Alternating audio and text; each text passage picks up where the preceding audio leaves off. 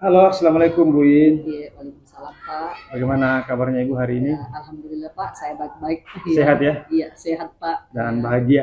ya alhamdulillah Pak. Oke.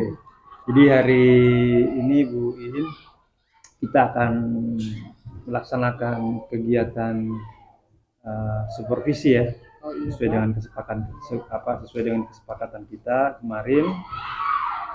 Namun sebelum kita melaksanakan kegiatan supervisi, kita ada tahapan namanya percakapan praobservasi ya.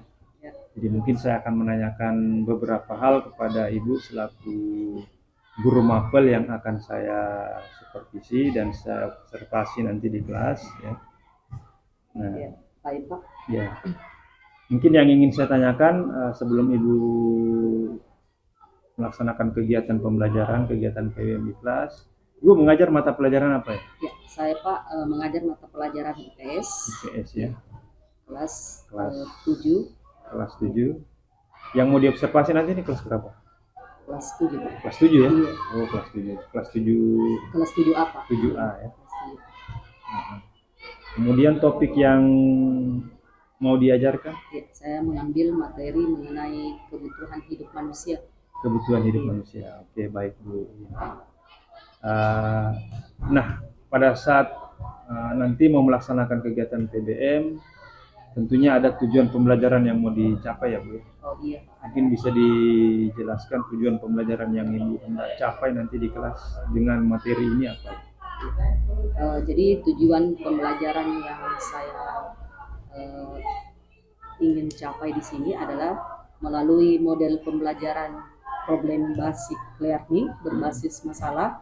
Saya mengharapkan siswa itu mampu menjelaskan dan menganalisis kebutuhan hidup manusia dengan tepat. Kemudian saya harapkan peserta didik juga itu mampu mengkomunikasikan pemecahan masalah mengenai kebutuhan hidup manusia. Ya. Oke. Nah, nanti dari dalam itu tadi tujuannya ada dua ya. Iya, Pak. Artinya ini tujuan secara umum. Nah, tentu Ibu In nanti ketika melaksanakan PBM di kelas, ya, kira-kira Ibu In ini ingin memperlihatkan apa ya? Maksudnya begini, area yang mau Ibu kembangkan di kelas itu seperti apa? Misalnya apakah mengembangkan kemampuan bertanya, kemampuan membuat siswa bisa berdiskusi, atau mungkin seperti apa? Ya, baik Pak. Jadi area yang saya lebih kembangkan di sini Pak, saya fokus untuk kolaborasi siswa antar kelompok. Antar kelompok ya, kolaborasi kelompok, antar ya, dan mana mereka lebih aktif dan termotivasi dalam diskusi kelompok itu. Artinya nanti di kelas ini ada kelompok-kelompok ya di dalam kelasnya Ibu nanti. Oke. Kira-kira menurut Ibu nih ya, apa indikatornya bahwa kegiatan kolaborasi yang Ibu harapkan nanti itu berhasil? Nah, apa ciri-cirinya atau apa tanda-tandanya? Ya, jadi keberhasilan kerja kelompok itu Pak saya ukur dengan berbagai penilaian instrumen beberapa di situ Pak. Penilaian antar kelompok, kemudian penilaian kerjasamanya, teknik-teknik bagaimana mereka diskusi dengan baik, memecahkan masalah seperti itu Pak. Itu ciri-ciri ya atau parameternya bahwa Ibu sudah berhasil mengembangkan kemampuan kolaborasi antar kelompok. Nanti kita akan lihat seperti apa, apakah itu berhasil atau tidak ya Pak, setelah dilaksanakan PBM. Kemudian selanjutnya Bu, strategi apa yang Ibu persiapkan agar nanti di kelasnya Ibu ini kemampuan berkolaborasi siswa itu bisa dimunculkan? Ya, tadi seperti tadi Pak yang saya sebutkan sebelumnya mengenai penggunaan model pembelajaran basic learning di situ Pak. Jadi saya mengukur mengenai bagaimana mereka memecahkan masalah, kemudian bagaimana untuk menyediakan media pembelajaran yang interaktif. Oke. Kemudian itu tadi Pak, teknik-teknik pengajaran di sini Pak. Yang mungkin saya mau di sini fokuskan strateginya Ibu dalam membuat kelompok seperti apa. Oh iya Pak. Jadi dalam pembuatan kelompok itu Pak, saya menggunakan strategi penilaian. Sebelum membuat kelompok, saya membuat penilaian terlebih dahulu. Oh, ada asesmen awal ya? Ada asesmen awalnya untuk menentukan bagaimana sampai di mana menentukan kriteria kemampuan peserta didik. Oke. Setelah ada hasilnya, seperti apa hasilnya? Ada. Misalnya kan nanti hasil dari asesmen ini, Ibu kan akan memetakan ya. Ini masuk di kelompok 1, ini masuk di kelompok 2. Dasarnya apa itu? Misalnya tadi ada, mungkin dari hasil asesmen itu ada siswa yang berkemampuan rendah, sedang, dan jadi dari hasil instrumen tadi yang kompetensi awal yang saya gunakan itu tes kemampuannya Pak.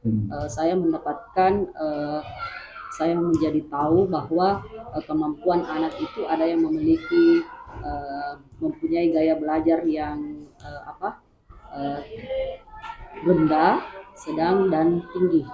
Kemudian saya sesuaikan lagi dengan berkolaborasi lagi dengan nanti di kelompok dengan temannya itu Pak. Jadi anak-anak tadi yang yang saya sudah tahu kemampuannya Pak, itu dijadikan lagi menjadi satu. Jadi dalam satu kelompok Pak, tidak semua harus dia mempunyai kemampuan rendah di situ Pak. Artinya beragam ya? Iya, beragam kemampuan siswa dalam satu kelompok. Tujuannya? Ya, tujuannya supaya mereka untuk mengatasi permasalahan belajar tersebut Pak. Ya. Misalkan kalau saya tadi pisahkan Pak, jadi anak-anak tadi yang tidak rendah, kemampuannya rendah, saya satukan, itu pasti akan mengalami kesulitan belajar. Ya. Kalau saya buat kelompok beragam, pasti dia akan merasa teratasi karena tadi di situ ada kelompok yang beragam tadi Pak, ya pastinya yang tadi pintar akan mengajarkan kepada teman yang kesulitan itu Pak, yang kemampuannya rendah. Betul. Berarti di dalam kelompok sendiri itu ya, di dalam kelompok kecil itu mereka bisa saling berkolaborasi ya, saling membantu. Oke, baik.